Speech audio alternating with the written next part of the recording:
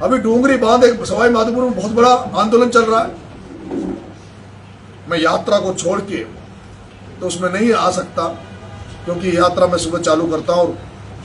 लेकिन जिस दिन डूंगरी बांध को लेकर अंतिम फैसले की डेट तय कर जो भी वहां आंदोलन करता है, जो भी क्षेत्र गांव के लोग हैं, वो ये फैसला करे, तय करे कि आज हम ये कर रहे हैं और आज हम फैसला लेंगे। क्योंकि आपने पहले पंचायत करी, अभी आपकी 27 तारीख को पंचायत है।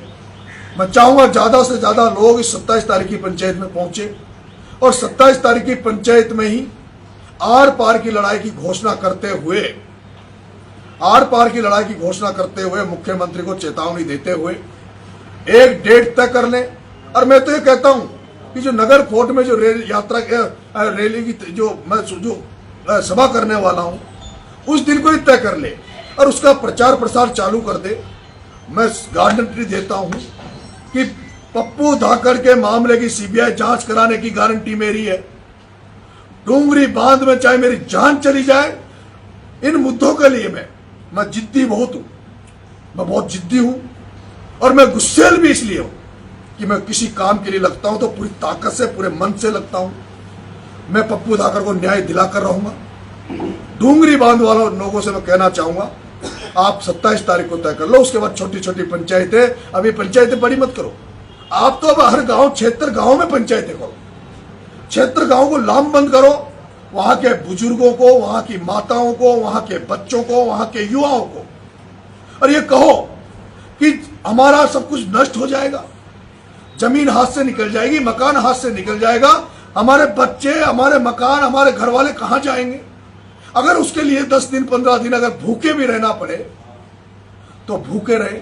मैं कहूंगा आज 27 तारीख को ये घोषणा करें आप लोग। 27 तारीख को जो वहां जो आंदोलन करता है, एक दिन का पूरे क्षेत्र गांव में व्रत रखो। आप व्रत रखो, पूरे क्षेत्र गांव में सुबह शाम का चूल्हा ना जले। और उसका जो मैसेज जाएगा, इससे यह होगा कि हर व्यक्ति आपके इस आंदोलन से जुड़ जाएगा। क्योंकि गांव में एक परिवार में डेथ हो जाने पर, गांव में चूल्हे नहीं जलते। तो ये क्षेत्र गांव के लाखों लोगों की जीवन मरण का मामला है, लाखों लोगों के मरने का मामला है।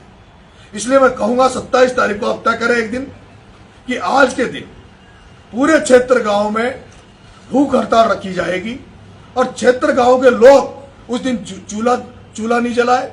क्षेत्र गांव के लोग सुबह से लेकर गांव का एक चौपाल जहां होती है वहां निश्चित कर ले और उन चौपालों पर महिलाएं, बुजुर्ग, युवा, छात्र सब लोग बैठे, हमारे महान पुरुषों की तस्वीरें लगाए और इस आंदोलन को एक नया रूप दे। पंचायतें, सभाएं होती है, नेता अपनी दुकान चलाने के लिए इनमें आ जाएंगे।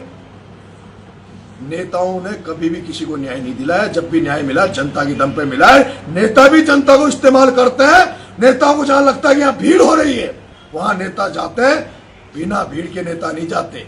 इसलिए मैं कहता हूं, डूंगरी बांध के मामले में किसी के आगे हाथ फैलाने की जरूरत नहीं है, किसी के आगे गिड़गिड़ाने की जरूरत नहीं है।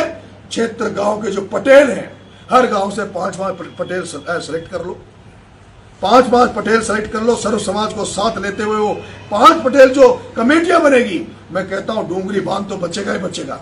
इस बहाने जो मेरी एक मुहिम चल रही है, जो मुहिम नशा मुक्त राजस्थान बनाने की, जो मुहिम मिलाखोरी की, इसमें जब आप बोलोगे तो और तो नहीं, लेकिन ये नशा भी आपके एरिया में जो फैल रहा है, डूंगरी एरिया में, सपोर्टरा के आसपास, और जिस तरह से लोग गांव बर्बाद हो रहे हैं, उसका भी इसमें रखो ताकि जन चेतना आए।